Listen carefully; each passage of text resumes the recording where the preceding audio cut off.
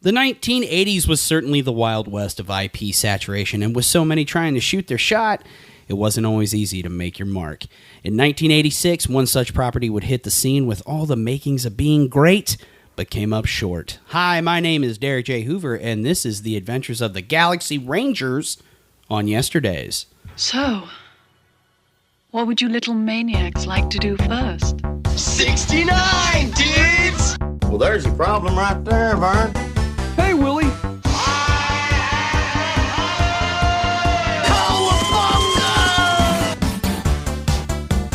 Goonies never say die! I know you are, but what am I? I know you are, but what am I? And knowing is half the battle. Autobots, roll out. Thunder! Thundercats! Gordon's alive. Oh, yeah! It only takes a spark.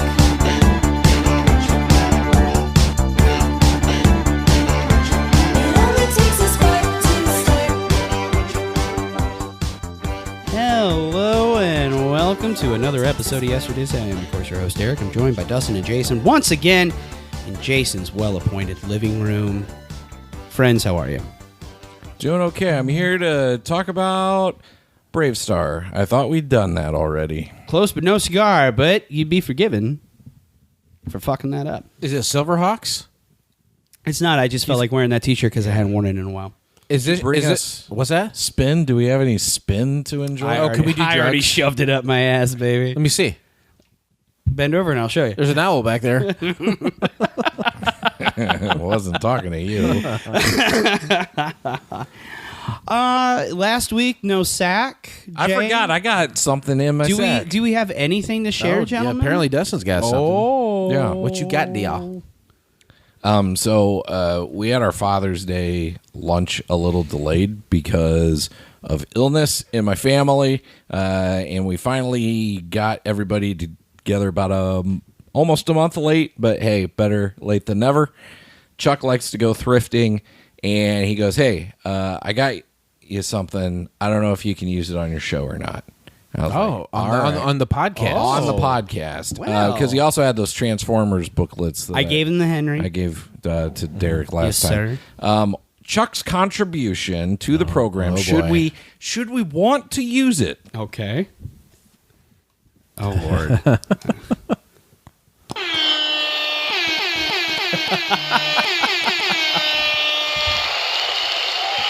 We have applause. We have a rap siren at use. I will leave whenever. Okay. Since you are the editor supreme, I will leave that to you, Dewey. It's a little round gray. I thought it was going to be an plastic easy thing. button. Yeah, it looks like the Staples button. Oh, is that what it is? Staples? It looks I do like have it. one at work. You press it and it says like that was easy. Mm-hmm. So that's what that looks like. A little, just one button you press and it's cheers and applause. Yeah. Will we be using that going forward? It could just stay in the back. Okay, all right. We'll be using it at home. Yeah. I can't imagine a situation. I'll put it on the back of the toilet, I guess, if anybody have feels a like really good celebrating. Can you strap it to like one of those doorbells, ring doorbells? Maybe jerry rig something. Can you jerry rig it? Can you say that? Yeah, I'm German. I'm 1/8 Jerry. Which eighth? I'm Jerry Rune. The Glavin one. I'm Octogerry. I'm an octogenarian. So close to being a centurion. So close. And that's what we're talking about today, right? Centurions? No, we're not. Derek is strapped to his phone right now. What's going on over there? So when I was getting ready to come over here, like literally, I'm keys telling Shauna by 5:30, boom, the power goes out. So I'm getting updates. She doesn't exactly know when, at least according to her last message. A message just came through from Amarin. Estimated restoration 10:15. Cause unknown. Squirrel in a transformer. And then There's one of those, they have those black ones up there. It doesn't matter what color they are. But the black squirrels, they were in Peoria for a while, right? And I'm so glad you brought these up. I'm not even kidding. They've kind of migrated. They have migrated. Because for a while, they swam across the river? They were very, very rare and buoyant. like isolated. I remember starting to see them in the late aughts into like the It sounds like we're teens. making a racist joke. We're No. not. There's a lot of like brown, red squirrels and gray squirrels, but there's this one part of Peoria that had a bunch of like squirrels that are totally black. They Complete hitched a jet ride black. across county lines. Much like somehow. is it Olney, Illinois? They have like a notoriously huge albino squirrel population. Oh, really? I don't know that. These are melanistic squirrels. They're complete jet black. Yeah. I'll never forget the first time I saw one up in Peoria. Thought it was a rat.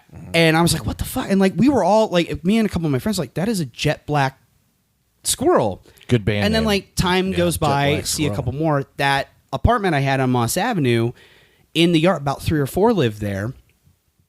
Over time, I've seen them increase in volume, and I've seen them in Creve Coeur. I've seen them in Pekin. I've even seen them in Lexington. And now they're taking out your power. Now they're taking out my power. Fucking They're squirrels. they're taking over, man. They're taking over. It's like that episode of Rick and Morty. With Rick in it. Yeah. No, the black squirrel. Oh, my bad. Yeah. Yeah, have you guys watch Rick and Morty anymore? No. I haven't really either. I used to watch it with Drew, so it's been a while because she has not made regular weekend visits in a long I just kind of time. fell off from it. Yeah. Like, I think you can watch it on HBO, right? Yeah. It's there. yeah. I don't know. I dip in sometimes. not often. I may dip into it. I don't know. Right now, I'm the only show that I'm trying to stay current with is X-Men 97 season 2, and it has been pretty good. I got a Oh, bag. really? It's been pretty good. You get the bag? Yeah. Yeah. That's what made me think of it. You got the X-Men Yeah, 97 the new bag, season so- debuted on the Disney Plus. Yeah. And it's worth checking out, you say. Absolutely. The last episode had it doesn't really spoil anything, but there is a fight scene that utilizes Volcano Girls. And it's if you've Veruca seen, Salt. Yes. If Yeah. you've seen the Brie Larson Captain Marvel, there's a scene in there where she's kicking ass and is playing No Doubt, I'm Just a Girl. Mm-hmm. Which I get what they were going for with that. And okay, it's a fun scene. X-Men 97 does it far, far better. Okay. Too much more aplomb. Thank Gotcha. you very much. Eve Plum. To much more. Is she in it? Jan Brady. Yeah, I hear Jan Michael Brady? Jan Michael Brady. Turbulent juice. Did I tell you guys that I went to that? They came to town with that Rickmobile. Yeah. I told you about did that? they? When was that? Probably like 6 years ago. I saw Nick Saylor over there. He was hanging out. Oh, yeah. Anyway, there was it was outside in the parking lot of Time, the restaurant Time, and they had a big like Rick vehicle. I remember seeing pictures of it. And Like, the what? side opens up and it was all exclusive merchandise. Yeah. Mm-hmm. It was all swag to buy. And so there's a big line, huge line. We were probably waiting, 40 minutes in line. Because there's you and Lorelai. No, I think it's my brother Kevin and I. Okay. And we get through, and I buy. It's still in the package. Actually, I was doing a huge reorg yesterday in the house, and I came across it. It was it's a Science Man and Boy. Yeah. It's like a little package with the spaceship. It's like a metal version of the spaceship. Okay. Yeah. I think I bought it for maybe $40. I think it goes probably between $80 and $100 new in the package. But Okay. it's really cool because it's got it doesn't say Rick and Morty on it. It just says Right. it's clearly them, but they're being ironic with the packaging. But it looks old school, and I love those old tin toys and shit. Yeah. But it was all just exclusive. They were doing like a cross country thing. Where they'd stop. In I remember. cities. Yeah, I remember seeing posts and pictures of it. I remember when it was here. I was like at work or some shit. Yeah, I went and checked it out, and it was silly. It was dumb and fun, and I'm glad I went to it. Does Galaxy Rangers have one of those, though? Oh God, I wish that they did. But we're gonna talk about it. And no, it's not Brave Star. And no, it's not Centurions. And it sure as hell ain't Silverhawks. It's its own damn thing. The Adventures of the Galaxy Rangers, often simply known as Galaxy Rangers, is an American animated series that blended sci-fi and Western themes that aired in syndication regularly between 1986 and 1989. Created by Robert Mandel, the series has the distinction of being one of the first anime-style shows whose production was mostly in the U.S., with its animation being handled by Japanese animation studio Tokyo Movie Shinsha. Produced by Transcom Media Incorporated and Gaylord Entertainment, they were responsible for Hee Haw. The series lasted for your standard weekday syndication package of one season of 65 episodes, making its debut on September 14th of 1986, reaching its original end on December 11th of 1986. Your number one song, Stuck with You by Huey Lewis in the News. Nice. We haven't hit that one yet. Yeah, we haven't really had news. Oh, you haven't hit So it on... it is on Radio Rewind, our other podcast that every we Friday. That's on a the sneak Drunken preview of Podcast what's to come feed. right there. I do like Huey Lewis. It's great pop rock. It's sad he can't really... I saw an article pop up the other day. Like, he can't perform. He's essentially deaf. He has a cochlear. And He got John Rectum to replace him. Is that his name? Ben Rector. Yes, Ben Rector. But he has, like, found happiness in other things, so I'm always glad. Fly fishing. Fly fishing, yes. He loves fly fishing with Jimmy Kimmel. Oh, really? I didn't realize it was Jimmy Kimmel, but I knew he likes fly fishing. Your number one movie, Stand By Me. Oh, it's Sandlot with a corpse. Yep. That's how I like. Very That's how good. I always think about Very- it. That's exactly where I'm at with it, too, to be honest. I call it Dead Body Christmas Story. I think I like that more. Well, go on, smart ass, and do it. poking the corpse with a stick. Yeah. He got his Better tongue. than sticking your tongue. I was gonna say, got his tongue stuck to the right? corpse. Yeah. Imagine getting frozen to that, huh? And then he had sex with it. He's fucking. What's the That sounds more like Scott Farkas. Yeah. I was gonna say he's a porn star, yeah. Yeah, Flick did become a porn star. Flick. If your name is Flick in that, it kind of like You're going to fuck. there's an easy transition between Flick and Fucking Dick and and sucking. yeah. Fuck. He was You in just t- connect the L He was and in the I. toy. It's fuck. Yeah. My porn name. Funny you should ask. It's fuck. It's fuck. In the industry, they call me fuck. You better deliver with Is a that name like your like first that, name though. or last name? No, it's like Cher. The- Only it's- fuck. And that's the name of the documentary 20 years later. They call me fuck. The Flick story. The Flick story. Oh, goodness. Let's get into it, shall we?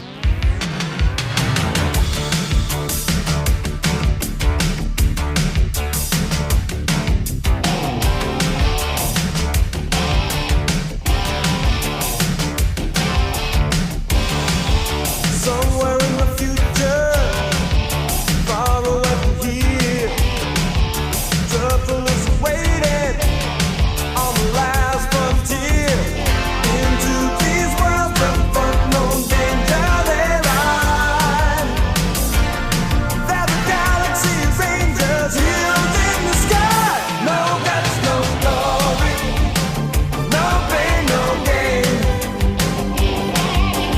One for all for one. Riders on the range. No guts, no glory. Oh, taking a stand. Ready to prove it again. No guts, no glory. The table is set toot sweet in the opening narration. In 2086, two peaceful aliens journey to Earth seeking our help, and in return, they give us the plans for our first hyperdrive, allowing mankind to open the doors to the stars. We have assembled a team of unique individuals to protect Earth and our allies, courageous pioneers committed to the highest ideals of justice and dedicated to preserving law and order across the new frontier. These are the adventures of the Galaxy Rangers. These are the adventures that we're just going to miss out on because we're going to die right before they happen. What year is it? 2086. Oh, we're not going to make that. Yeah. No. We're all dead men. So I'm glad we get to watch it now so we know what's coming. It is The future interesting is now. to see the future before it unravels. This is my question.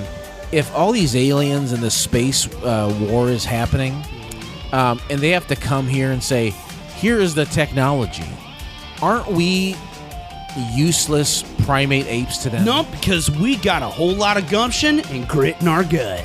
Oh, there might be something to that, but I just think if you have to teach an ape how to spin a wrench, they're not going to be that helpful to you. But so I think that those aliens came here in the universe of Galaxy Rangers, and they doomed Earth because I don't think we're a cog or even a pawn in this game. Well, no, it's We're a interesting you say that because part of like the bullshit of the show is Earthers and our psychic potential. It'll come up in here. Psychic potential ends up being quite desirable to the show's villain. And why So is that? you're right. Because we have psychic abilities. Our potential for it, our untapped potential for that development. You're a And Libra, our aren't you, darling? Give me your name and your birthday. No. I'm not doing it. Who are you? Why would I? You're a stranger to me. Why would I give How you much that is this information? costing me? We don't have. We just called Canada last week. We don't have it. Don't have the money. I want pizza at the end of the year, and if we What? keep making these And calls, we need good pizza. If I call someone in a different country, the phone call ends with both people saying that they love each other. Okay? That's how that ends. If not, I'm wasting my time and money. I'm sorry you feel that way. The best prank call there's is no exchange rate is on when "I that- love you." I want to hear the one where the guy's trying to get that lady to buy like SummerSlam, and it's the John Cena thing. His name is John Cena. Yeah, that was a really That's a good one. call. Is that real or is that fake? Do we I don't know? I used to when Fool me. I worked at Afina for the McDonald's account. I constantly get calls like that. People like plugged into a soundboard. It's like, thank you for calling McDonald's. What's the This best is one? Derek, how can I help you? Who am I speaking or something like that? My favorite was when I would go, "How can I help you?" Oh shit! Oh, that I immediately hung up on. But the best was when they used either the Peter Griffin one, "I've got something to tell you," and he kept using them. And then the Schwarzenegger one was good. I was like, sorry, excuse me. I like the little John soundboard. The little John. I had some fun with the Dr. Phil one. I got the who am I speaking with? Arnold Schwarzenegger. And I'm a cop, you idiot. I'm a cop. Yeah, I'm a cop. You idiot. Yeah. Something from his gubernatorial speech, like some these paramount to the people of California, and like sometimes I would let it go. Like, No, yeah, you lean into it, and it's like, I know what you're doing, and I can set this up better for you. Well, what is as the guy receiving the call, as the guy on the job, on the clock, getting paid for it, what is your responsibility to it? Do they tell you at this point you have to cut it off? Does someone else listening? oh yeah, and they jump they're in and always say, cut it off? listening to your fucking calls. So like you have to maintain being professional. Do you like it when it's happening? Kind of, yeah. Yeah. Because like, man, this job fucking sucks. Yeah. If Peter Griffin calls me, I've got something to tell yeah. you. What? The Dr. Phil one would be like Something about your experience at a McDonald's? Oh, I wish it was that simple. they were that detailed. Imagine what we could do now with AI. Oh God. I don't even think you don't have to press Lindsey anything. Graham calling you from the grave. Rest in piss. What? Oh yeah.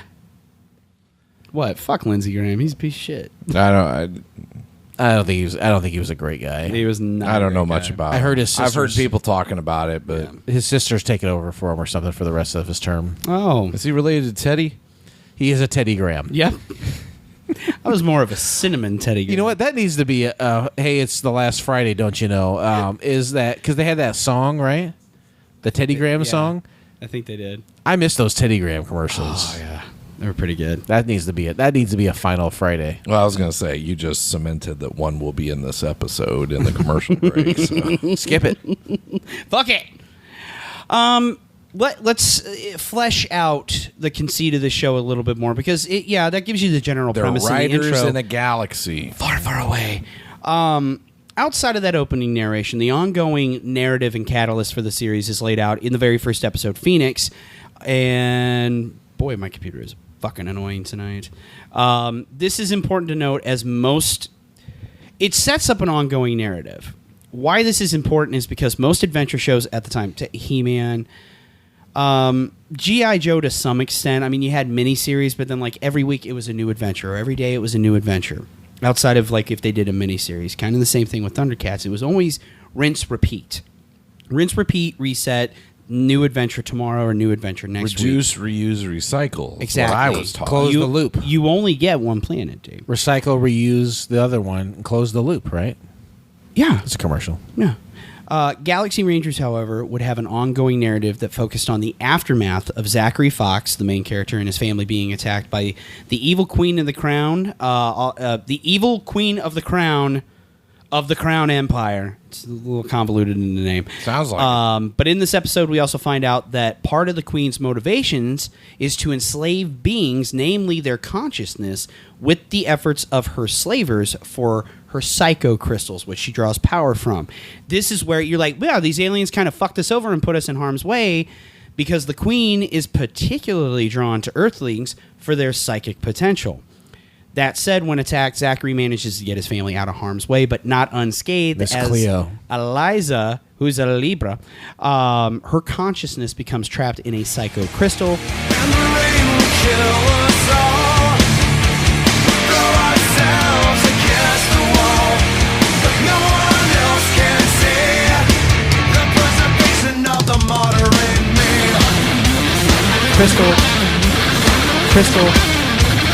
Crystal. And Zachary takes a shot from another villain who kind of turns face, Captain Kidd, and gets shot in the left side of Zachary's body, becomes severely injured after said blaster shot. Wouldn't you love it if Miss Cleo was like, she led the American forces against this evil? Wouldn't that be great? Hello, nightclub. How can I help you? Hello, how are you today? Good. How are you? Good day to you, darling. Is there a gentleman in your life? Yes. Did he used to play football when he was in high school? No. Is he incarcerated? No.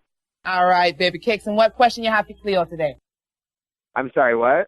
I'm going to cut the cards for you, baby. Let me shuffle them one more time. The high priestess is telling me about a secret. Are you keeping something? Have a good night. You got to kill them right now.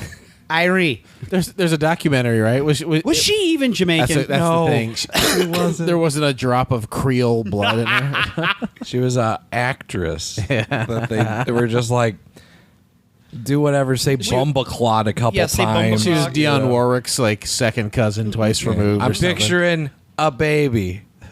That one right there, that one's the daddy. Pretty vague. Those fucking commercials, man. You're way off. I'm dried up down there, sister.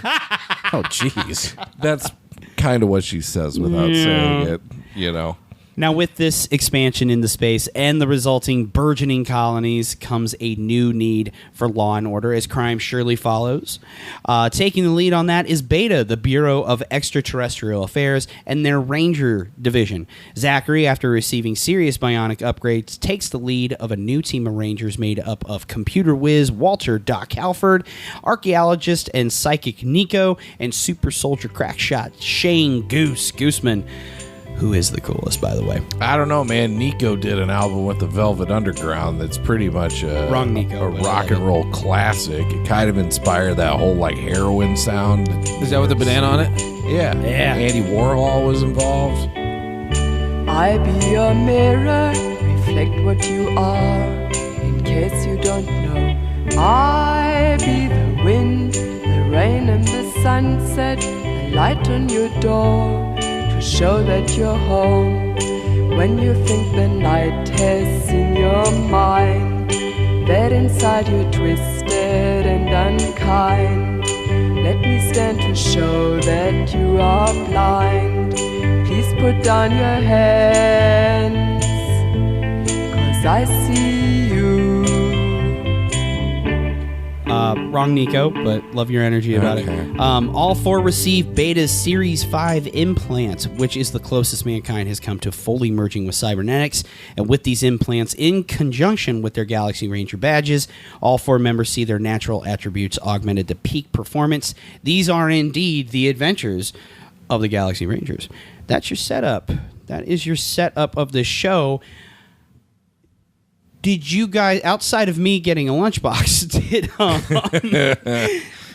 do you guys have any frame of reference for the show? No. Because this is an oft forgotten piece of animation and shit from the 80s. I started watching some videos about it, and I was like, this seems like something we've already talked about. Now, what is to me? To you know, like as somebody who didn't follow any of these, and it was like, oh yeah, man, this is just another Brave Star. You know, that's how I process this as someone who has no attachment to either series. You're like completely outside of both. I was just like, I wouldn't have known the difference. You know, well, and you couldn't be blamed for that. I'm sure it's going to come up in here at some point because I researched them both. But like between 86 and 87, you had more than one Western sci-fi show. Galaxy Rangers was first, but then 87 you have Brave Star, and I think in 87 too you had another thing called Saber Rider and the Star Sheriffs. Nope, didn't watch that one. So if this is the idea of this being lost, there's many reasons why this is lost to people. But what you're saying kind of echoes most people who aren't familiar with it. Jay, what about you? I don't recall this at all, and honestly, I didn't have time. I ran out. I didn't watch an episode, but I saw some clips, and I read the Wikipedia, and I watched the Secret Galaxy a couple times. There's a few good videos out there. There's Secret one Galaxy, on Sci-Fi Channel. Sci-Fi had a decent one too. Breaks it down. The animation looks like it's really good. Yeah. like It's really good. way better than it has any business being for one of those fucking weird 13-week 65 episode. I always think about Charlie Sheen when I hear about this. Why's that? He said, "I love drugs," and he said, "We can't be on 2.5 Men anymore." So he was on the show Anger Management, and Anger And they were Management okay with their drugs? What's that? They're They're okay fine with with it. It was for It was FX? It was FX. They don't care. Oh, yeah. And they had a weird thing back then. I don't think this happens anymore, where it's like, we will sign you for 100 episodes. And that's a crazy commitment for like an unproven show. And they did that with that and a few other shows. But basically, what it does is it guarantees you syndication. Yeah, and it's a crazy commitment. That's how I always think. 65 episodes is a lot of episodes to just right away sign up for a kid show. And then have it air 5 days a week for 13 weeks straight. Yeah. I never understood why that exists that way. Yeah. You know what I mean? I mean, it's a guaranteed syndication package for a cartoon. And typically it works better for a cartoon, like especially a daily ran cartoon, Monday through Friday. So if you're going to order something or you're going to make something or you're going to take a chance on it, you're going for that 65. Now, you'd mentioned the animation. TMS, we've talked about TMS before. TMS is one of the oldest animation studios in Japan. I think it was established in the 60s. But I mean, throughout the 80s, they would continue to just have these masterpieces of animation. As far as the American market, I think in 88 or 89, they had Bionic 6, which was a terrifically done cartoon. But most famously, I think 88 was Akira. Was Akira 1988? Oh, I think so. But they're the studio that did Akira, and I know you've seen Akira. Yeah, I saw it. Have in you the seen theater Akira? I'm aware of it. It's nuts. Like as far as the animation, like, it is some of the finest animation I've ever seen in my life. I mean, like, especially it's of beautiful. that time. Yeah, like this is like 1988, and it is just gorgeous fucking animation. And they're putting that level of energy into this Saturday morning, or not Saturday morning cartoon, weekday cartoon. Like, and there's a musical element. That's the thing. There's so much. No. In this Galaxy Rangers, it's not quite to like gem levels, but from what I could tell and from what clips I watched, yeah, there was a little bit. The music wasn't bad.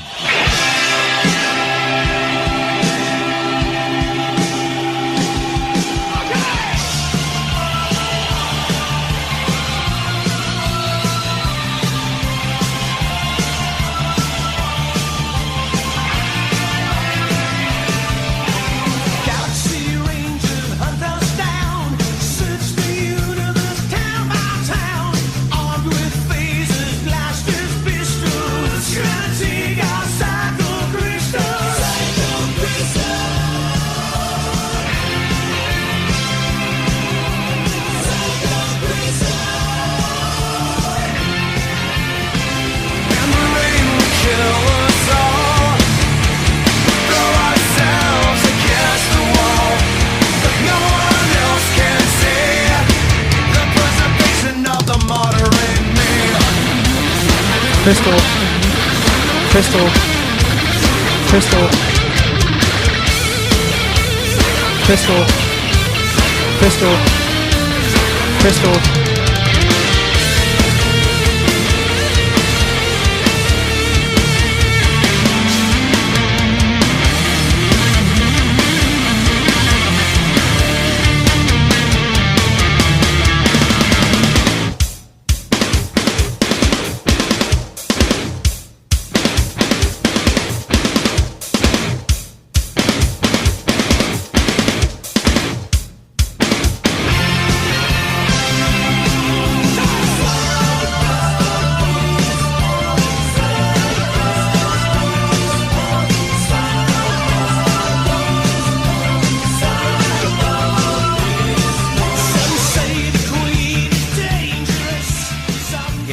like music, like focus on music and like well done music, well produced music, and some names involved. No Shooky Levy, I don't think.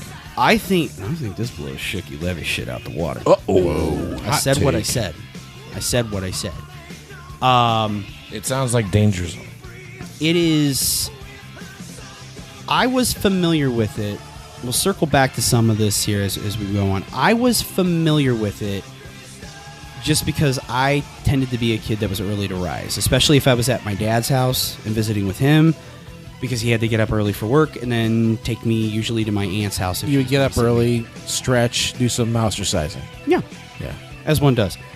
So I could remember catching it here and there as a kid, and then when it wound up in syndication packages through like 87 to 89, I'd see it here and there, but it wasn't something like so many other people.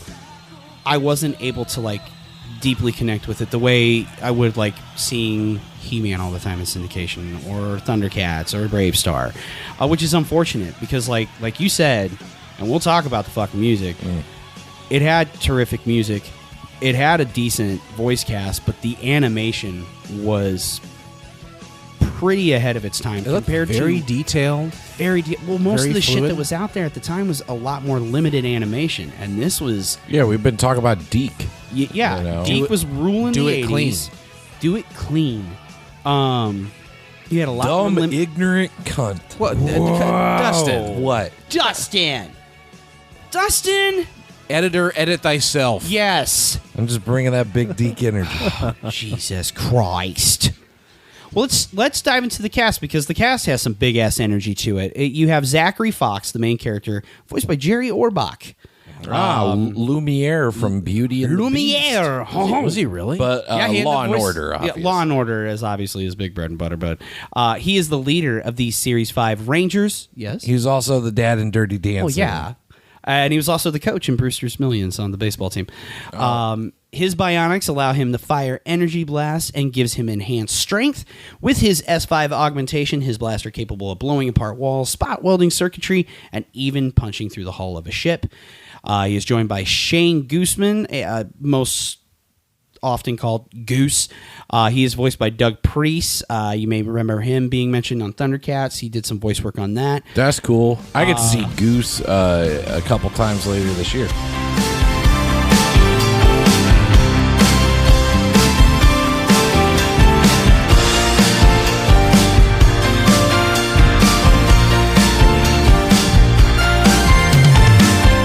Eyes wide like a slot machine, floating on watermelon nicotine. Well, the price keeps rising, but I keep buying. The pretty lights seen from outer space, that I get out when they call my name. There's no denying that the sun keeps dying. Close talker with a lot to say, but running lines for a judgment day. Well, I don't mind, gotta make friends sometime. A wallflower at the masquerade, just hoping that it's not too late to stop pretending, start beginning. Everyone's asking, how did it happen? A couple times? Couple times.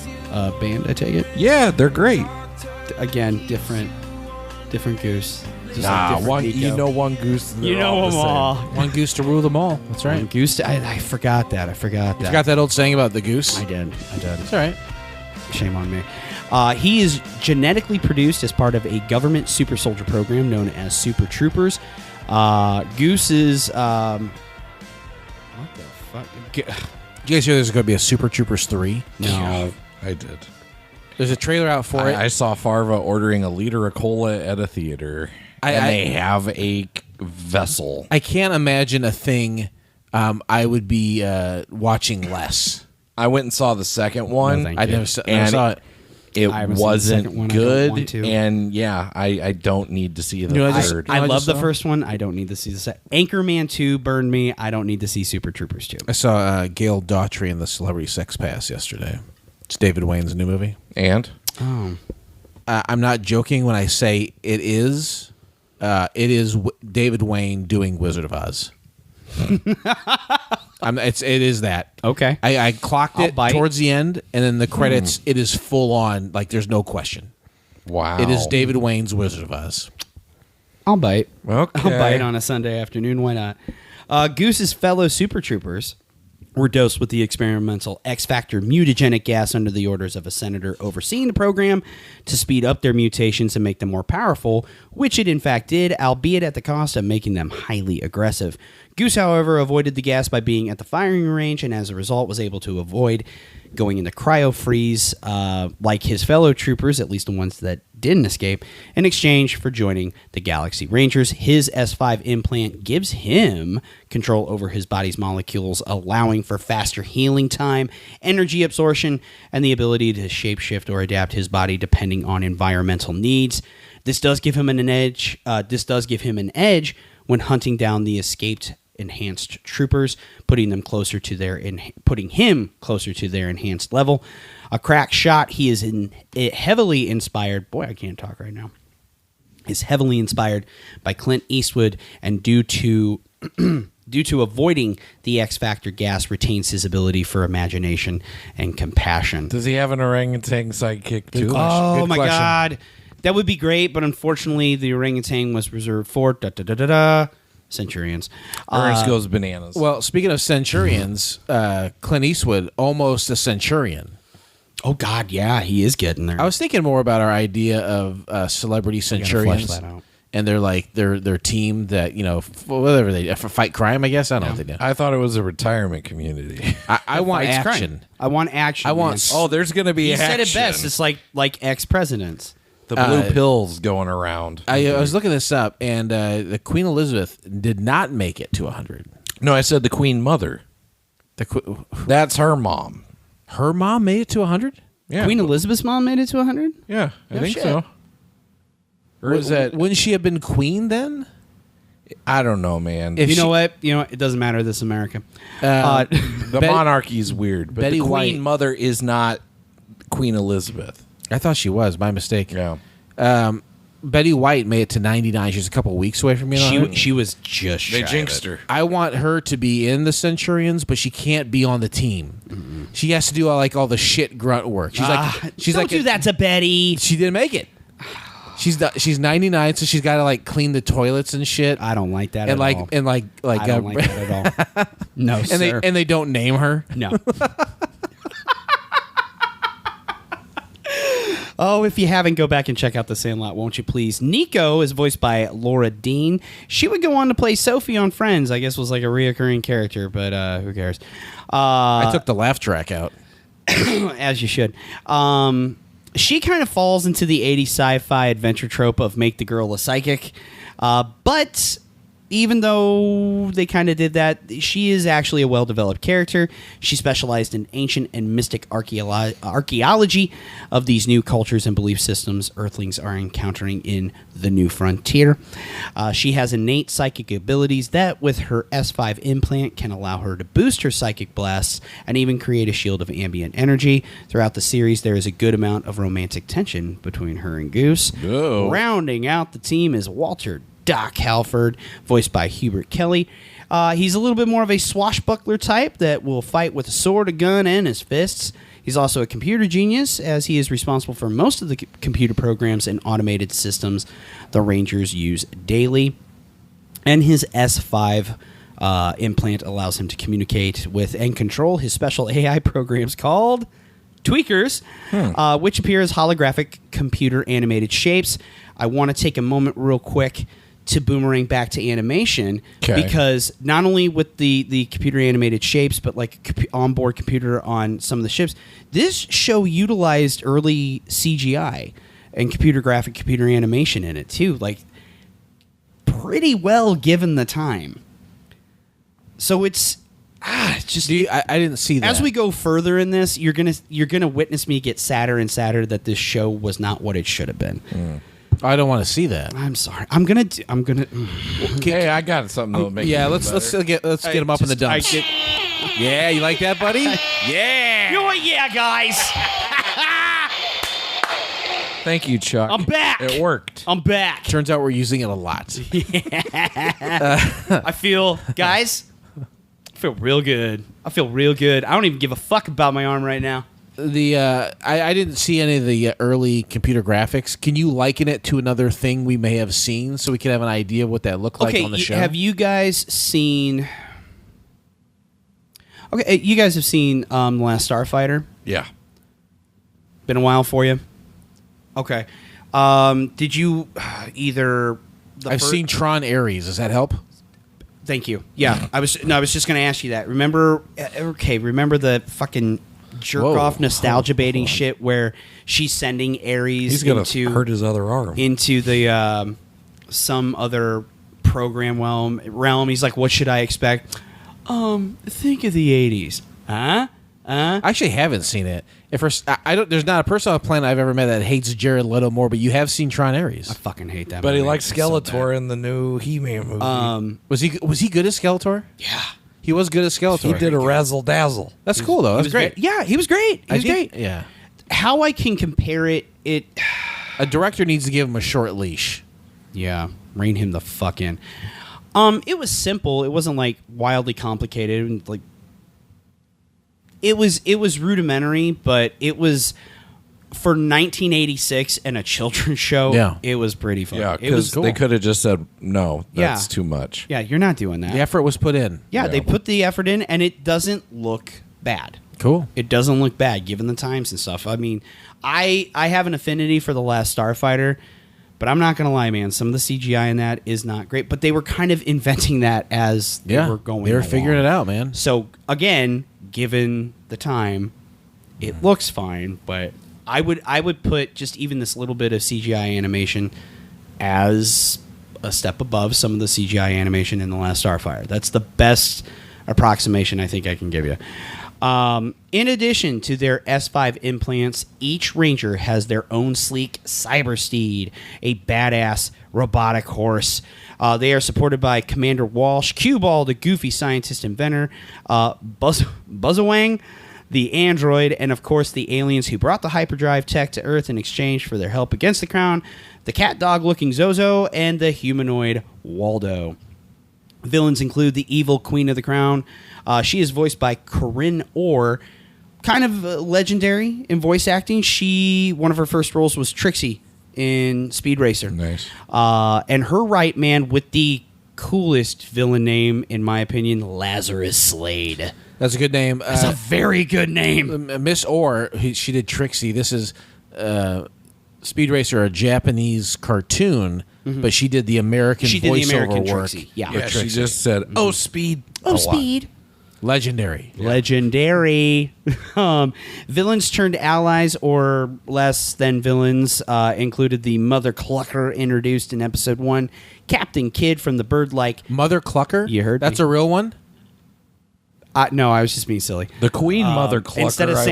Instead of calling him the motherfucker introduced in episode 1, I said Mother Clucker because he's very chicken-like. All right, I got he comes from a bird-like species, it turns out, called the Plitskis. This chicken is alive. This chicken is alive!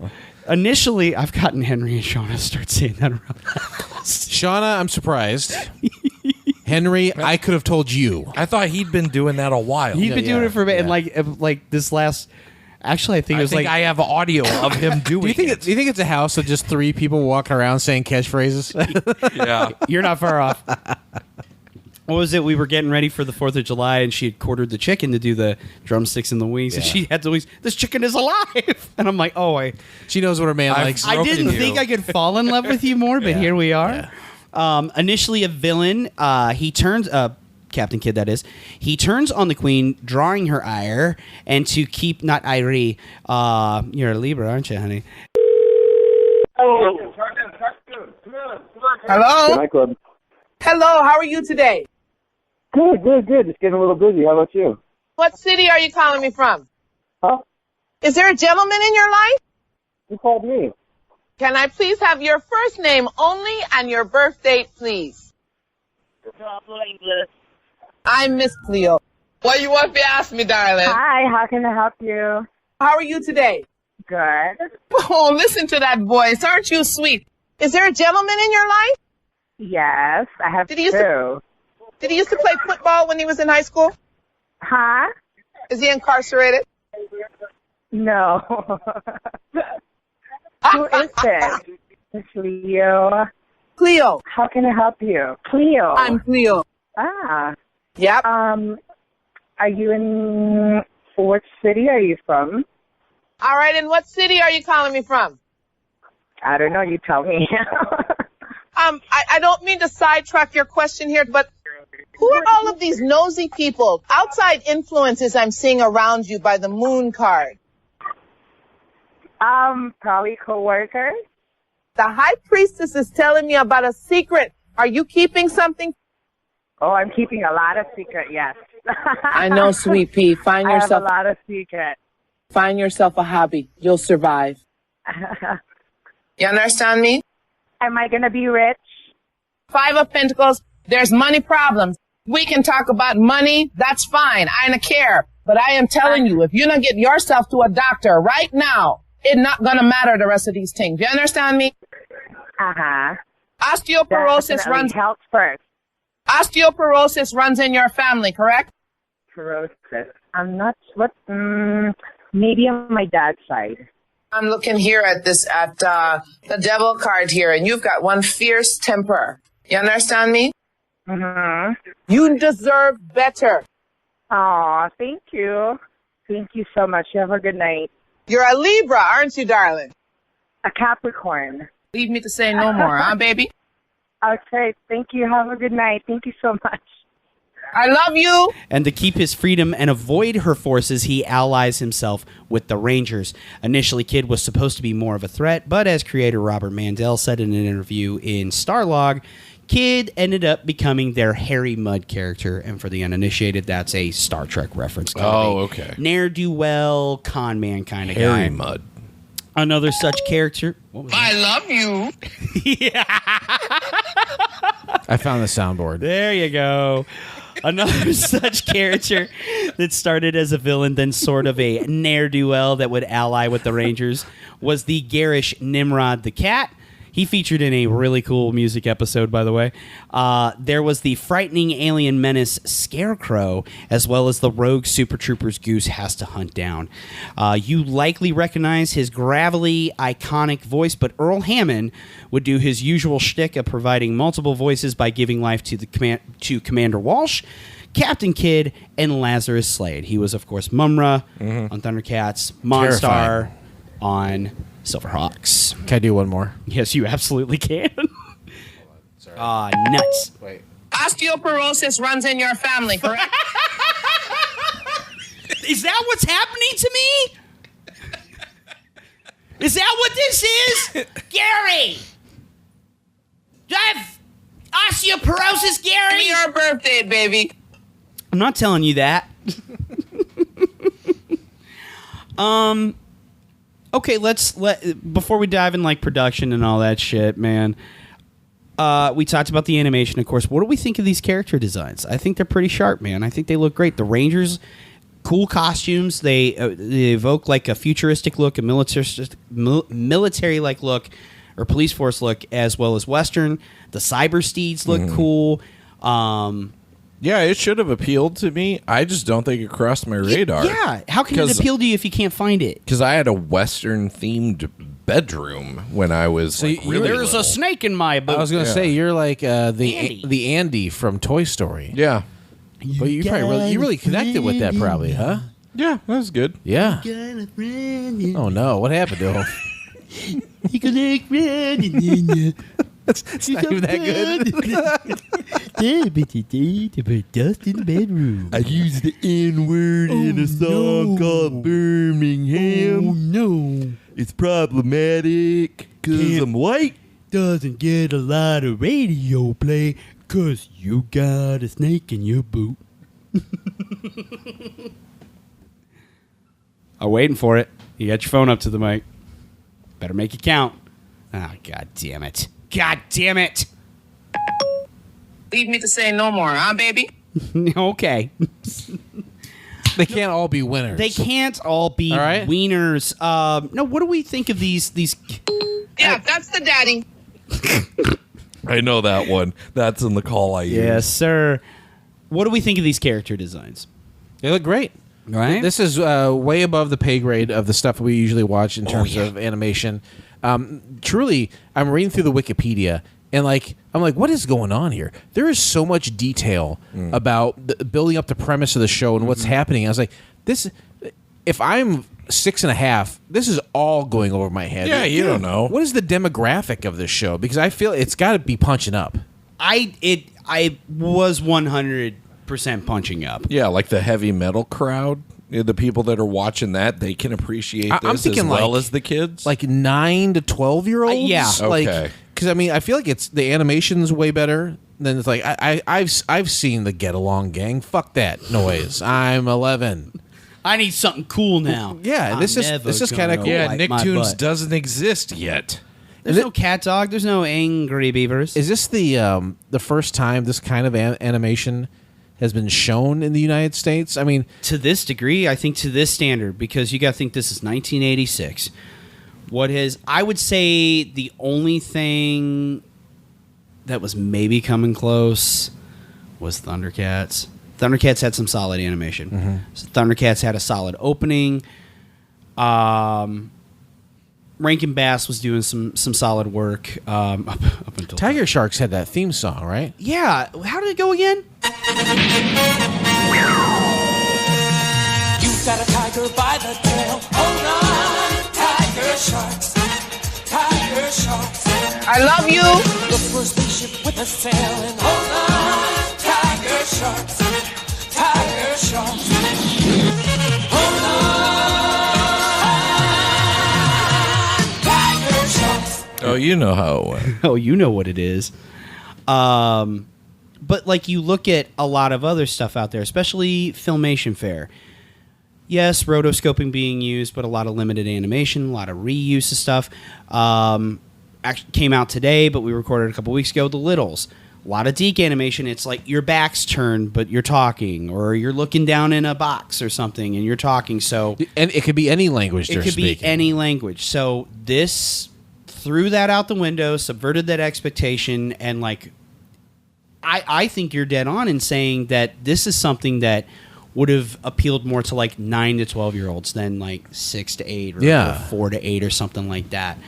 So let's dive into the production of this shit. In a true subversion of the classic 80s cross-marketing plan of toy, comic, cartoon, Galaxy Rangers was not created to support a toy line. Rather, a toy line came later. Which is weird because the goal was I want to make a good cartoon. I want to make something good. Well, the toys had to have been in mind because if I'm in outer space, the last thing I want to get on top of and travel with is a horse. That's stupid. I want a craft, but a horse. They had ships, but like horses sell well in terms of toys, though. Well, so to me, that's toy minded. You would think, but like Robert Mandel truly wanted to set out to create an engaging show packed with adventure and an ongoing narrative that kids could engage with. Hence him partnering with TMS to bring a whole new level to the animation. As like we said, at the time, the landscape was filled with a lot of limited animation styles at the time. The music was on point, and the series featured excellent music throughout the entire season. When something heavy is going wrong, right in the stars, gather to make it right with a force and strong. Visit the trail in the dark of the night, cross the last frontier. So turning back when the end is in sight, take the guide to the dawn, about to be won. Rangers are forever, wherever the unicorn.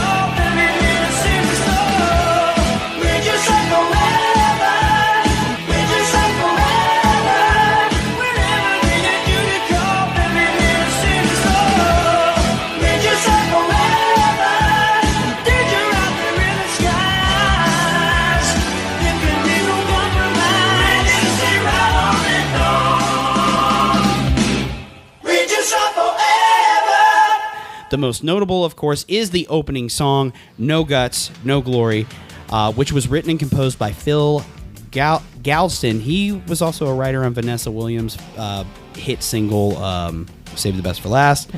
And John Van Tongeren, he would also work with John Parr and Stryper. He was a synthesizer player. John Van Tongeren. He would perform the song under the stage name Johnny Vancouver. No Guts, No Glory would also be used as the end credits song for episodes 1 through 35, as well as episode 37. The other banger for this series, Rangers Ride Forever, also known as Rangers Are Forever, featured as the end theme for episodes 36 and 38 through 65. It would be performed by the UK band FM, fronted by Steve Overland. FM also performed the song Showdown, sometimes referred to as Out Beyond the Stars. Why does everything have two names? I don't know. That is one thing that bothers me. Even the show has two names. It was officially called The Adventures of the Galaxy Rangers. Most people just shorten it to... It's like He-Man and the Masters of the Universe. If you're referring to the cartoon, you just say He-Man. No, but it was used as foreground music in several episodes. Both were written and composed by brothers Steve and Chris Overland. We talk about Shooky Levy. Yeah, we do. And Haim Saban a lot, and their bangers. I love the Mask theme song. I love it. That's a good one. But I'm going to tell you right now, my favorite cartoon theme song is No Guts, No Glory.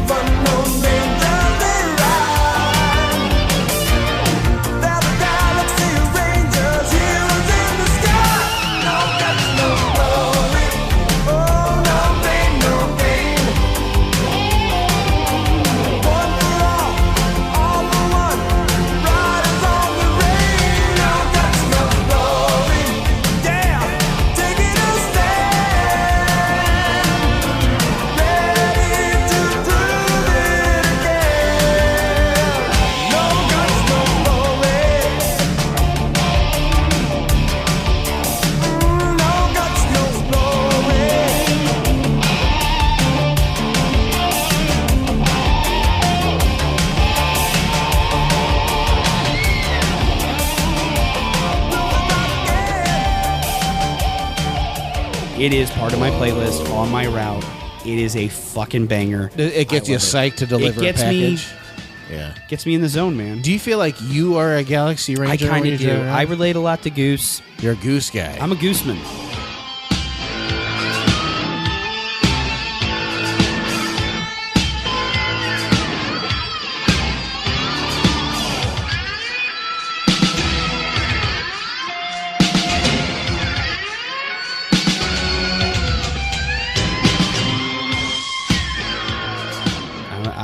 Goose was Dustin's my guy. going to see a couple times later this year. Oh, I'm looking forward to it, buddy. Yep. I'm looking forward to it.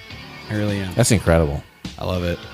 The music, I mean, they put a lot of effort into that's what's so crazy about the show. You great effort into having a great voice cast, great character designs, awesome animation, cutting edge technology, kick ass fucking music.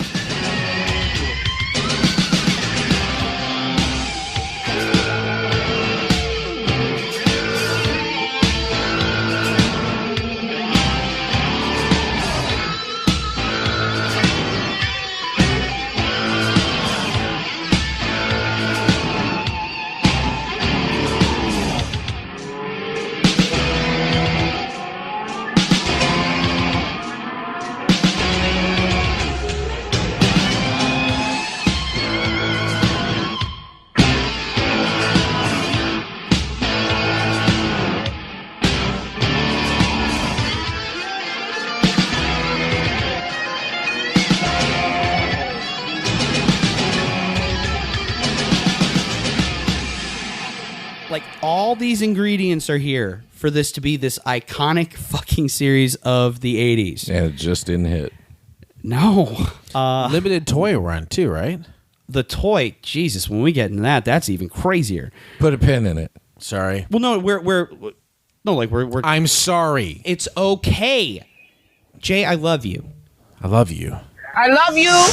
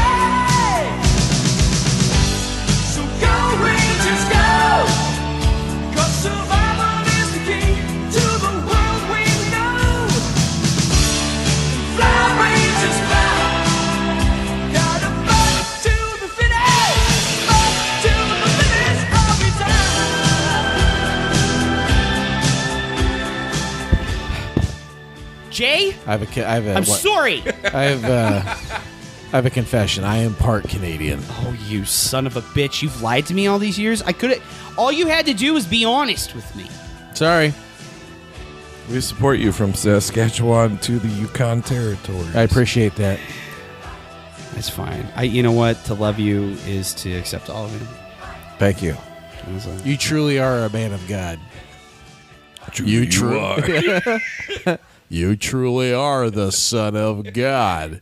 Aw. Now, as stated, when approaching cartoons in the 80s, there was one of two routes taken. Toy line first with a cartoon to support it and bolster sales, as well as feature new characters, vehicles, and play gimmicks. Or option 2, where the show and its lore are established, with a toy line already in the works being created so the kids can connect to it, buy it, and support and add to revenue generator from the show's success. Galaxy Rangers would fall under option number 2. This makes a toy line far less important to the success of the brand. They're counting on the cartoon being the success, and the success of the show determines whether or not a toy line even makes it to the shelves. This is where Galaxy Rangers hits a speed bump, as when it was put into syndication packages, it was unfortunately stuck at typically the 6 a.m. time slot, preventing many kids from even connecting to it. Yeah, I woke up early, but not that early. That's a bridge too far. I can't do it, guys. Yeah. I'm not an early riser. No. I've never required a lot of sleep. So the earlier you put me to bed, the earlier I wake up. Help me out. Wilco was early to rise. Now, does someone put you to bed each night? Not anymore. Tuck you in? Okay, well, you just pat made your it sound... head, kiss your forehead? But no, like when in I your was little Western room? Get you a warm glass of milk? Yeah, it's like if I have a really early bedtime, I'm going to wake the fuck up early. That's why I stay up late. I get it. I level it out. I get it, buddy. Unless... And then Derek comes in trying to do his Newman impression. Wake up, buddy. Keep going. It's time for breakfast. Come on out to the kitchen. Old lady lost in the city, middle of a cold, cold night. It's 14 below, the wind started to blow. There wasn't a Boy Scout in sight. Pull down the shade, 'cause it's coming. Turn off the light for his hair. Running hard down the street through the snow and the sleet on the coldest night of the year. Beware, beware, beware of the naked man. Beware, beware, beware of the naked man. Oh, some more. Oh, it's like 3 minutes. There's a song called Birmingham where I say a word, but what you don't know about all the other songs, I say some dirty things I really shouldn't say. And some of them are kind of like a mascot in Pekin. It's not good. It's not good. Your Randy Newman is bad. I don't want it to be good. On what planet do you think I want to be? Wow. I don't think about it at all. That is, I tell you what, Dollars to Donuts, best Randy Newman impression, Derek Hoover. No, fuck that. I don't want that in my life. I don't need that kind of pressure. I always felt like you're a guy who performs under pressure, so the fact that you're like dismissing it is concerning to me. I think you make a valid point. It's a bad And impression. the whole thing, it is. I need to really work on it. Yeah. No guts, no glory. It's not. It's no Randy it's Newman. no Gary from Weird Science, It is. which for some reason keeps coming up. It's because you keep bringing it. That is me. Yeah. If I was from Pekin, That's better. you better believe that I think you ought to call me a dragon.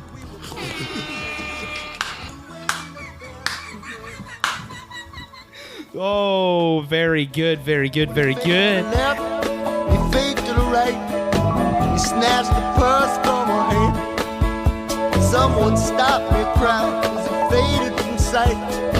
Won't nobody help a naked man.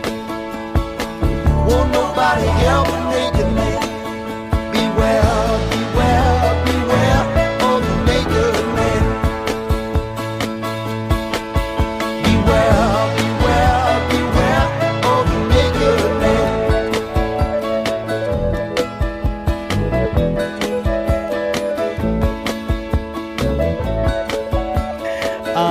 So yeah, this sucker was usually sunk at like early time slots. What? You're a Libra, aren't you, darling? Preventing many kids from even connecting to it. If I pay, the ding goes away. Oh, why don't you pay? I don't know if I have a ding. I don't want to give this website any money. Ah, that's probably No, for the sweet best. pea, find yourself a hobby. You'll survive. How do you think we're thriving, There it boys? is. There we're it is. thriving. There it is.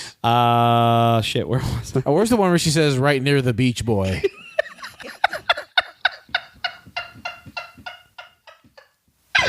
Oh fuck. Okay. No, we each have more. Okay. Yeah, please. Jesus. Additionally, and we kind of talked about this earlier, D. There were westerns in the air, as seen with Brave Star from Filmation, and similar toys from Mattel in 1986. Though Brave Star had its own issues getting out of the gate, it still proved more pervasive and available to kids than Galaxy Rangers, and the fact that many stations knew another sci-fi western blend, Saber Rider and the Star Sheriffs, from the same company that delivered a proven success, Voltron, was set to be available for 1987. Voltron wasn't like Western though, right? No. The only reason why I mention that is the same studio and company that's like delivered on Voltron, which was very popular, was like, hey, we got something else in the pipeline. Okay, well, you've already proved yourself with this banger.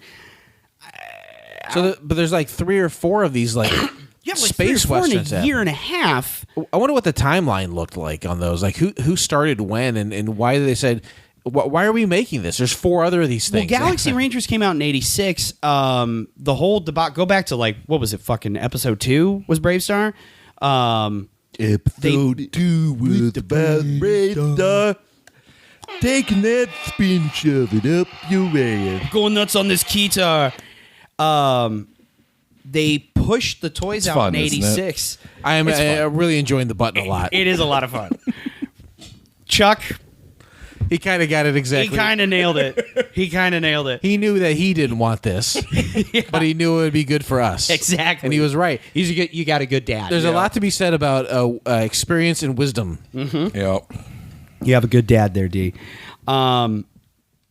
They pushed the toys out in 86, and that was kind of the fumble with Mattel and Brave Star. They pushed these toys. The kids hadn't had a chance to connect with any of it, so like, here's this toy they know nothing about, and then the cartoon starts coming out in 1987.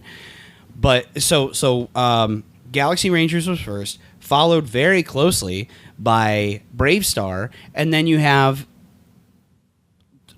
to like a much lesser extent, Saber Rider and the Star Sheriff. So it's like, okay, Western sci-fi's in the air, but like you're just cramming it the fuck in there. It's a lot, man. It's a lot in a very short amount of time.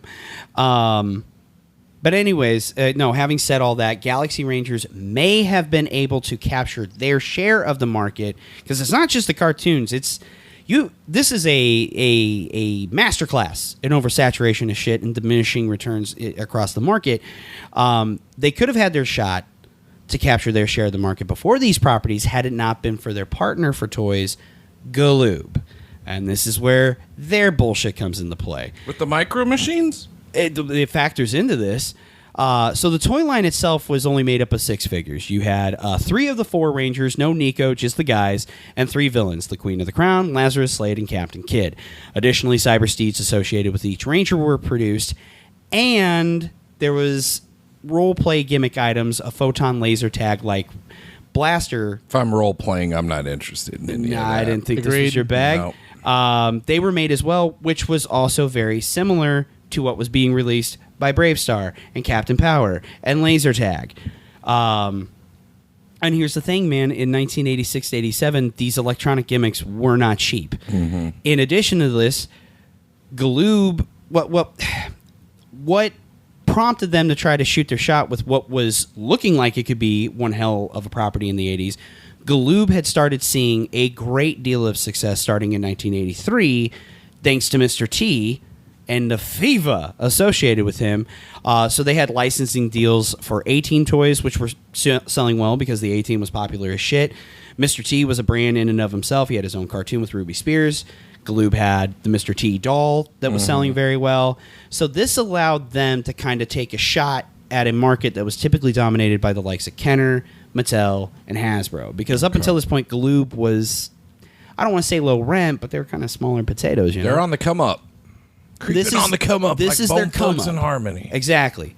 But licensing deals with comparably lower tier IPs such as Punky Brewster, Black Star, Golden Girl, and Faceables and Defenders of the Earth, Galoob wasn't exactly seeing the results they wanted. On top of this, Galoob was focused more on moving their manufacturing overseas to China, and, as mentioned, the rising cost of electronics, coupled with the race to incorporate these play gimmicks into both new and established brands, did not see a good reaction in the market.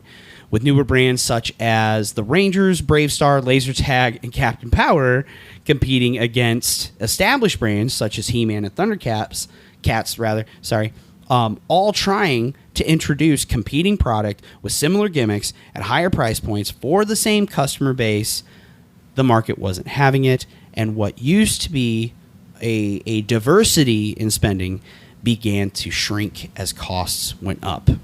On top of that, let's not forget that 1985 saw the debut of the NES, which was poised to change the toy market much in the same fashion Star Wars and Kenner did in the late 70s. Is there a game version of Galaxy Rangers? Because I feel like that'd be an easy thing to do. You would think that would be an easy, like, let's make something for the NES or Amstrad PCP or CPC, sorry. PCP's a drug. Oh, dear. My bad. It's like spin, in case you didn't know. You put it up your ass in a wet paper towel. That's fun. That way it's a timed release. Finally, by the time the toys were ready to be released, the show was not putting up the numbers that justified a U.S. release for the toy line. And as a result, Galaxy Ranger toys only saw a UK release, leaving what fans there were in the U.S. in the lurch. So these are expensive, I bet. They're not, well, we've kind of seen this before. They are expensive on the secondary market. 1 year later, history would seemingly repeat itself between Galoob, a cartoon, and a toy line with the 1987 debut of Dino-Saucers and the subsequent gaffes with that toy line's release, because that was a very similar situation. Let me tell you about the Dino-Saucers, the dinosaurs, and they're sitting on saucers. Oh. That didn't fit. Random inward. Not talk about a dinosaur, just wanted to say it. He says it in Birmingham. It's okay, though, because it's a parody. Oh, okay. He's doing it as satire. I get it. That's how I... Before I say the N-word, words. Before I yell out the N-word. Wasn't that a Richard Pryor album? Satirical N-words? That would have been a good name for That actually would have been a good... That would have been a good album for him. I guarantee it. But no, this is... Who is your daddy and what does he do? That would often show up in the phone calls. Did you guys hear that before? Yeah. Yeah. That's the last one. I don't believe you. But no, we saw this before. Galoob did the same thing with Dinosaurs, and most of them got dumped in like Argentina. And much like Dinosaurs are very expensive on the secondary market. So are Galaxy Rangers. What's your limit? What's that? On a Dinosaur. Yeah, what's your limit? No. You don't want to say it on air. No, I'm not buying them. Oh, okay. Like that's no. Okay. If I win the lottery, there will be signs. What if there was a lunchbox? If I win the lottery, there will be signs, and the signs are: I probably won't buy the vintage ones. I'll buy the ones by Master Turtle Customs, the ones he 3D prints, because he's recreated a lot of them and made the figures that didn't get made. Master Turtle, voiced by Frank Welker. It's true. I thought it was voiced by Dana Carvey. Frank, no. You're confusing your turtles. It's a common misconception. Frank the Animal Man, Welker. Yep. But no, if you want to hear more on that, please check out our Dinosaurs episode from season 3 in the feed, or episode 81 on YouTube. And not for nothing, around this time, Galoob was also becoming far more focused on what would guarantee their continued success as well as expansion. Dustin kind of hinted at it. It was around this time where there was a near total focus on Boys Toys resources to Micro Machines. Yeah. For more on that, check out our episode on Micro Machines, also from season 3 or episode 105 on YouTube. There you go. You know what to do, too. Check out Slumber Party Massacre, because apparently a lot of people are shockingly well checking that one out on YouTube. Yeah. My mom was very shocked when you told me, like, dude, it's like I'm like, no, it's not. It's Holy doing shit, better it than is. Bellamy. It's doing Better than Bellamy? Better than Bellamy? Better than all of them. My mom just sent me a text message asking if I own the DVD They Live. And I'm like, yes, but how did this come up, and do you need to borrow it? I can't wait to find out the answer. You want to talk about most random ass text to get from your mom? Yeah, that'd be up there. Yeah. They Live. Your mom's asking about that. It's not a religious film, Mom. She's had enough of consumerism. She's Roddy Piper's in it.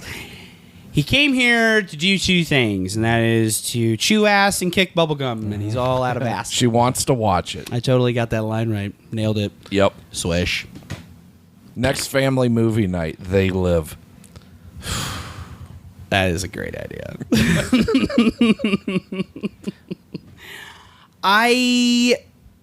It is haunting to me. Not haunting. That's a little over dramatic and hyperbolic. But it is strange to me that it's like 1986.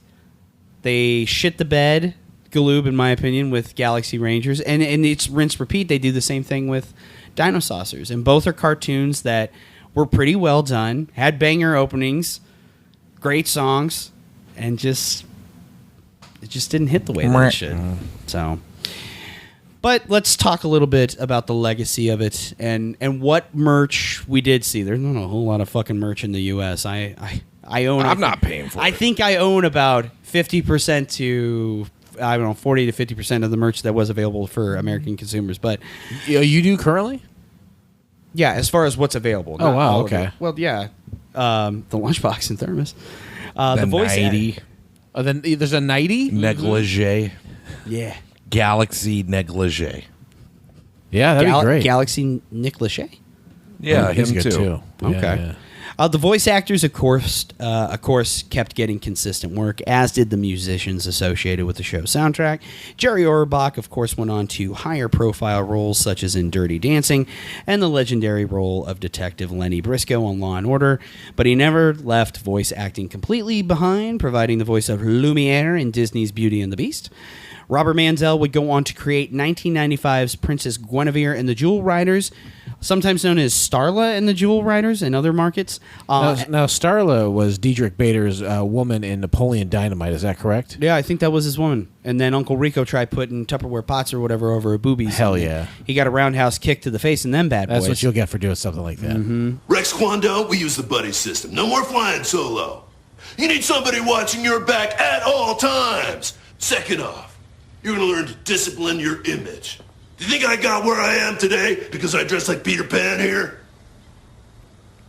Take a look at what I'm wearing, people. You think anybody wants a roundhouse kick to the face while I'm wearing these bad boys? Forget about it. Last off, my students will learn about self-respect. Do you think anybody thinks I'm a failure because I go home to Starlight Night? Forget about it.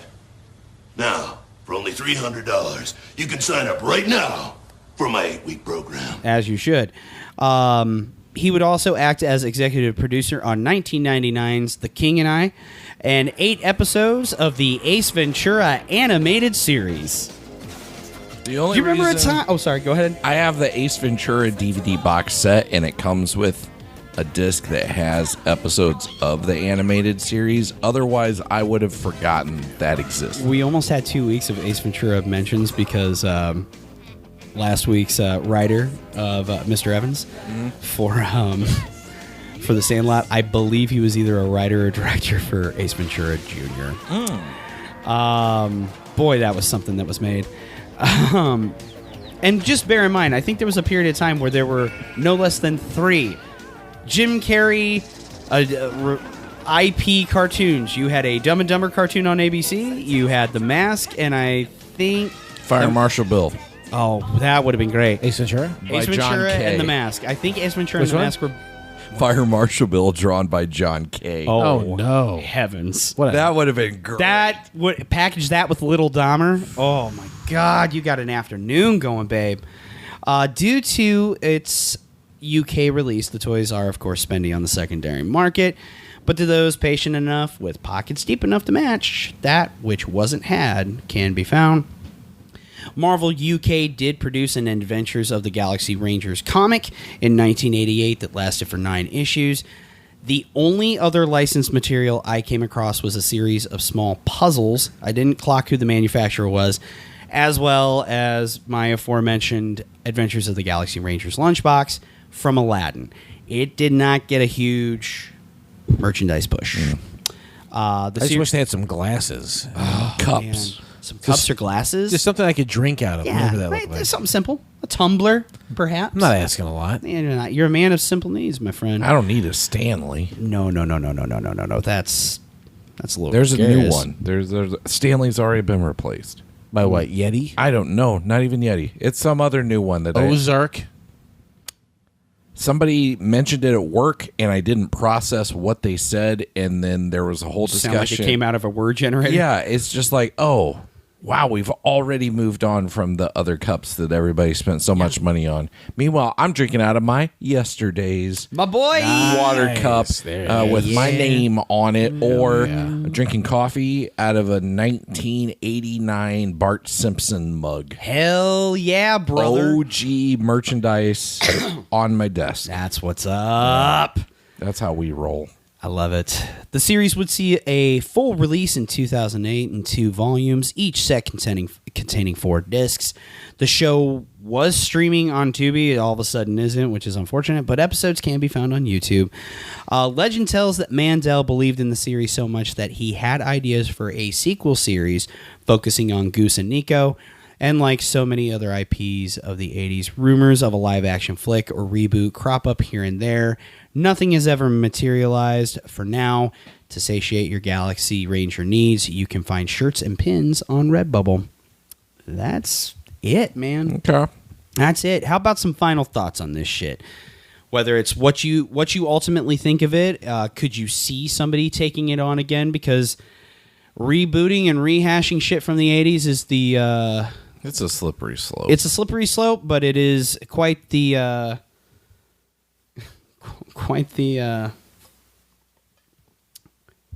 the go-to these days, as it were. Everybody's kind of shooting their shot. What's old is new. Yes, what's old is new. Let's go back to that well. Sometimes I think that works out well. Sometimes I think it's a bad idea. But Well, what do you gentlemen think? I don't need to see this updated. No. It looks good for the time it exists in. I see it as something that could have drawn me in, and this could be something that I have an affinity for, but for whatever reason, I just wasn't aware of it. It conflicted with some other show I was watching at the time. You know, the lack of toy presence. It just was not on my my radar, but I acknowledge that I was the target demo in a variety of ways, and this should have appealed to me. Were we the target demo? If it came out in '86, we were 4 or 5. You know, to an extent, yeah. I think you are correct in saying that this is a show that, boy, to me, through the lens of a 44-year-old, this seems like more like 9 to 12. But I mean, back then, they're all trying to capture 4 or 5 and up. Yeah, I mean, the visuals alone, yeah. draw if it's you in. on TV and it's a cartoon, then a kid's just going to watch it, maybe? Yeah. I think that's a lot of execs. The mentality animation at the looks time. great. It's clear there's like the show Bible or whatever, you know, how they create a thing basically saying this is what the show will be about and this is the lore of it. These are the facts. These are the things that can't be disputed. It seems like time went into that. Like they really developed a mythos around this program. I think I would have been jarring to see as a kid, especially me being 4 or 5 You years were old. easily frightened, though. were you? I do scare easy, but just the fact that it's like an animation style you're not familiar with. Like even something like that, it's like all these other cartoons are cheap and look the same. That's what you're familiar with. But here's something that a lot of effort and energy went into. It looks cool. I don't feel like it's touched the zeitgeist in a way that, and I hate to say it, Derek, but a He-Man, as big as that was, people just didn't give a shit about it when it came to the theaters recently. Yeah. Which is too bad because it looked cool. You gave it good reviews. I would still like to see it. Yeah. Even Dustin, he's a tough critic. He saw it and didn't like it. But like people, it was not a success. I mean, maybe they Not just needed a compared smaller to budget. What else is? I think Maybe budget's a they big thought part it of was going to be a huge hit across the world, and that's why they put 250 million, whatever it was, into it. I don't think you're going to find much success doing that with this movie. Or with this franchise, rather. No. I don't know. Maybe there's something to like a limited 10-episode release or back to the comics. I have real no frame of reference of this beyond the show. Looks cool. Yeah. I think it was what it was. Yeah. And it is what it is. And that's the beginning and end of it. Great. It's it's more cartoon than I ever had. Yeah. I never made a cartoon that was 65 I make a fucking episodes. cartoon. So. I think it's one of those shows where it's like I could see, and maybe it's just because people fucking forgot about it. Like in the early days of like Toonami and Adult Swim, like man, why don't you shove that in there? And honestly, like some of the storytelling in it and the animation in it, and like this is something I could have seen. If you would have told me this was an import from Japan, I'd believe you. Mm-hmm. If I had no frame of reference for it. In a way, it kind of was because they did the animation. Damn over there, near. It might as well have been. Do you revisit this? If you do, how do you? First of all, I'm with you. And it's interesting today on my way back in from the route. I was listening. I'm part of the Secret Galaxy Patreon, and usually, consistently once a month, they'll release Secret Galaxy Digest. They keep trying to make me watch the Crystal Pepsi one, but it's for subscribers only, and I don't do that. You don't do that. Somehow the subject of with the somebody asked the question, they answered it. With the MOTU movie not performing as well as it did, does this kill any chances for a Thundercats movie? And Greg, I mean, he was very candid about it. He's like, God, I hope so. Yeah. And it's like I kind of feel the same way. The problem is like some of these things just need to exist where they fucking were. You don't have to rehash it. You don't have to. I mean, if you're gonna do that, you have to reinvent it, or you have to make it different, or you have to make it so that it appeals. It's just like comic book characters. They have to go through these reinventions. Like what? I think continuity reboots have reached a fever pitch in the last 15 years between the big two. Yeah. But it's like you have to do something to make it accessible to today's audience. And the problem is you have execs who grew up on this and think it needs to be this, and so they make that. And if it's not exactly what the fuck it was in the 80s, then a bunch of fucking keyboard, neckbeard, fedora-wearing assholes freak the fuck out because they don't touch grass enough because it's not exactly like the thing that I wanted, or it's woke, or it's this, or it's that. So, I don't know, man. I love the 80s. I love revisiting these things. The problem is I don't think enough people are open-minded enough to trying a new approach to some of these characters. It's, I want the thing I want. And this is nothing new. When they were doing Batman 89, people freaked the fuck out Michael Keaton, Mr. Mom, and this comedian, Johnny Dangerously, was going to be Batman. The only difference is we didn't have message boards back then. People did a letter writing campaign to Warner Brothers, like begging them to like not hire him or fire him from the movie, and look at what we got. We got a great movie that was iconic and a huge pop culture touchstone. But the problem now is you have these forums and you have people who will review bomb a movie or whatever.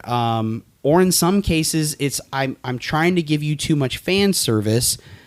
Meanwhile, what's making money is the less than $1 million horror movie that's just raking in cash. Yeah, you got an Obsession update? Yeah, any Obsession update, by the way. 400 son of a bitch. And $27 million. I have an Obsession update that fucking annoys me. Because it's like, can people just stop being pissed off at dumb shit for a minute? The actress in it. Any preview... Idris Elba. Wrong movie. I'm talking about Obsession. The girl in it, the female lead who gets the little curse put on her.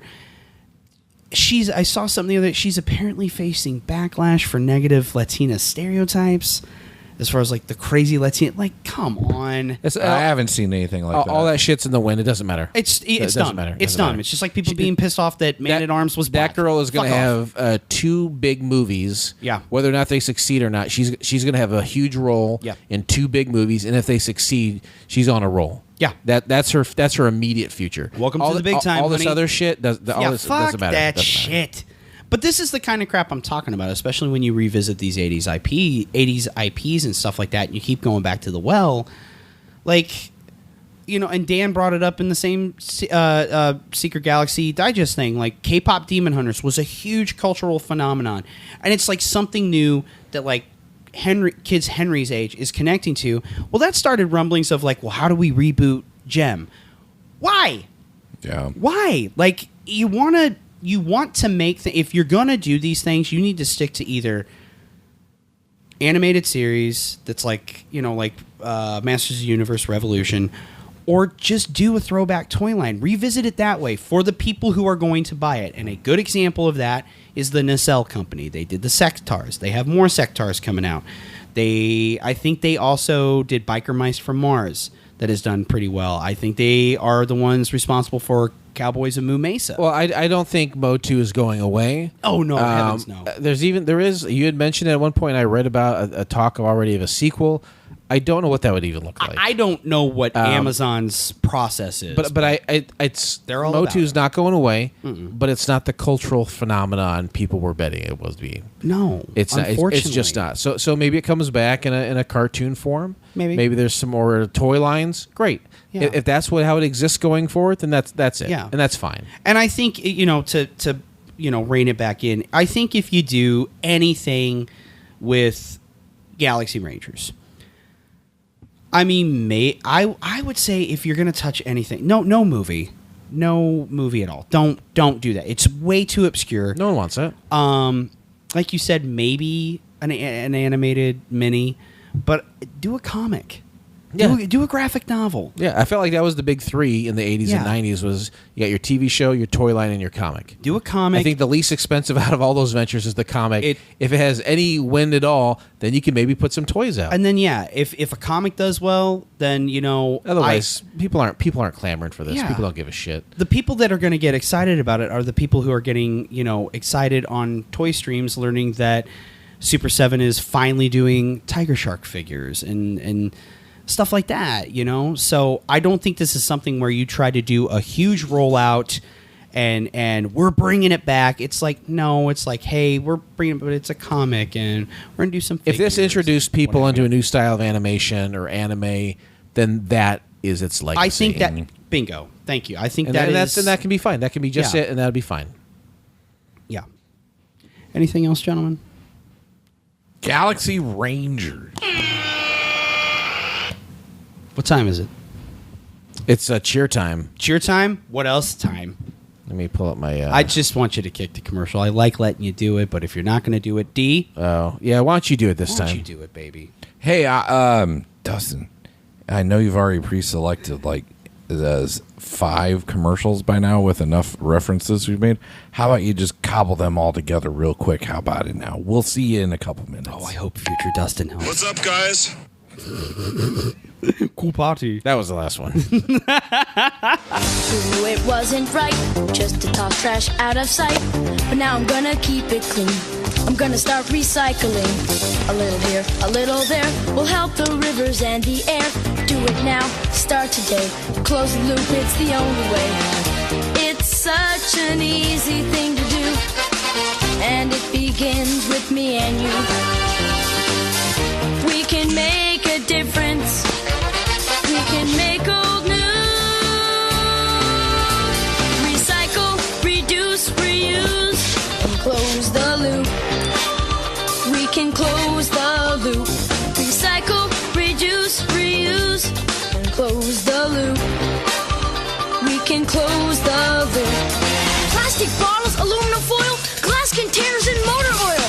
Papers, cans, that old magazine, we got one. Land, let's keep it clean. So bug your neighbor, tell a friend. Circles never really end.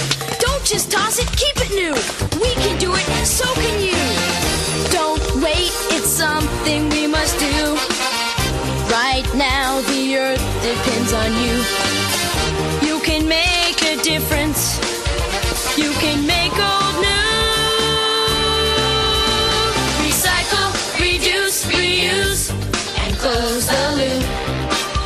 You can close the loop.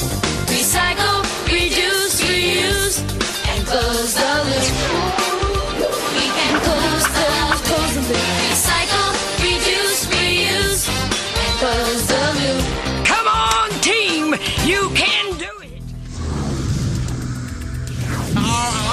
What do these things want, and why are they here? They're running the whole show. I don't know what they are or where they came from, but we gotta stop them.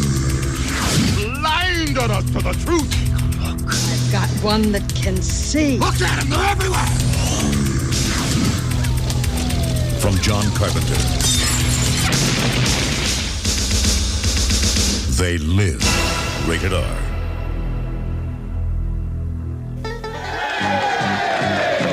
Hee-haw salutes hee-haw. Population the whole hee-haw gang. Plus the biggest guest stars in country music. Millions of the same faithful viewers and dozens of the same faithful jokes. Not to mention 2 hound dogs. And Buck Owens. And Roy Clark. And a partridge in a pear tree. Salute! Don't miss the country corn of Hee Haw tomorrow night at 7:30 here on WGN Television 9. Introducing Teddy Grahams. We just want to eat tasty Teddy Grahams. A wholesome bunch of bite-sized bears full of golden graham. Oh, let them be your Teddy Grahams. The goodness of graham in a new lightly sweet snack. Exploding with taste in honey, cinnamon, and chocolate. Just want to eat those Teddy Grahams. Oh, I can't wait to see where commercial here come out. Into these worlds of unknown danger, they ride them Galaxy Rangers, heroes in the sky. No guts, no glory, no pain, no gain. One for all for one. Riders on the range, no guts, no glory. They're taking a stand, ready to prove it again. No guts, no glory.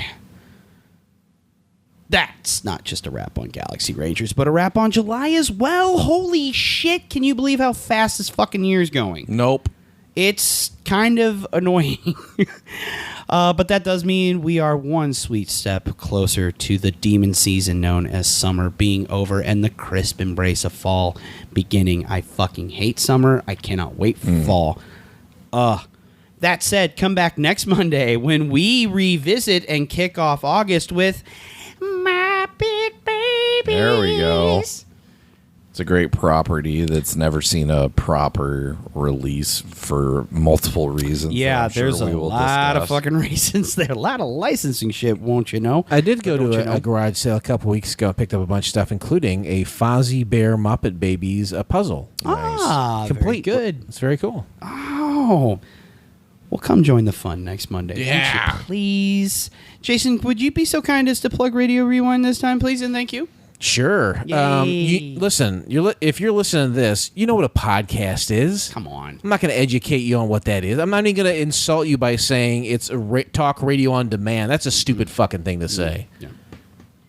Go to Drunken Lullabies. That's the feed. You put it in your search engine, Drunken Lullabies. You hit the subscribe button. And then what do you have? A literal treasure trove of 10 years of programming, all sorts of stuff. What's in the main feed right now? I'll tell you a little something right now. Mondays.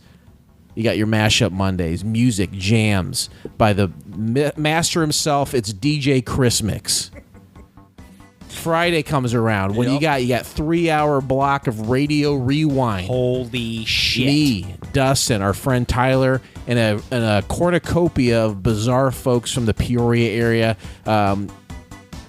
I'll be doing an appearance soon. Comics. It's true. Musicians, artists, local eccentrics. We got them all. We talk about your favorite artists and their hits entering the Hot 100 this week in history, 10, 20, 30. And my God, even 40 years ago. Holy shit. Mall walkers and motherfuckers. Yeah, that's right. They're all there. Join us for laughs and music every Friday. Drunken Lullabies is the feed. Radio Rewind is the program. We'll see you there. God damn it. That's how you cut a promo. Socials, you can, of course, engage with us on X, Blue Sky, Instagram, all of them, as well as Facebook, too. And you know what? If you're so bold as to jump on over to YouTube and hit that old sub button, I certainly would appreciate it. You can listen to our wonderful little program on your podcast app of choice or on the YouTubes. It's up to you, really. Here at the end of everything, end of it all, I'd like to give a lot of I love yous and thank yous to our patrons. We start, of course, with our producers. And Mo, I love you. Patron Mike, I love you as well. Nostalgia Nate, buddy, I love you. Patron Mike Part 2, I love you, buddy. I love him. I love him. I love him. The Fonz. And Allison Troy, the Retro Toy Princess, well, of course, I love you as well. We, of course, turn to our I Have the Power patrons. And that is going to be Jordan, buddy, you know I love you. Ponzi, I told you on this show I love you. Jacob of the Red Mountain Retro Variety, buddy, I love you. Love you. Corey, the living embodiment of all things Bucyrus, I love you. Love you. And that cheeky little rapscallion, Adam Z. Brother, I love you so very much. I love you so damn much it hurts my heart. Now, if you yourself are in the position to help our humble show grow and receive all this bounty of love, won't you please consider becoming a patron today at Yesterday's Podcast. I'm sorry, at patreon.com/Yesterday's Podcast. I was all Twitter-pated with the love, Jay. That's fine. You can go Who could there. blame you? It's like a swell inside of me. How's that cushion you're sitting on? It's not bad. It's not bad. Okay. It's all right. And I appreciate you helping me. You're not with that. farting into it, are you? I'm not farting. I wouldn't do that to you. Okay. I would not fart in your couch cushion because that would be incredibly rude. Love it. I love that one. That's my favorite of That's his. a guaranteed fucking hit is what that is. But no, won't you please consider becoming a patron today at patreon.com/Yesterday's Podcast. Several tiers there to address your content needs. That is indeed going to wrap it up for Yesterday's this week. But oh, won't you please come back next Monday because we're going to do it again. Bye-bye. Mr. President, stop farting in my cushion, please.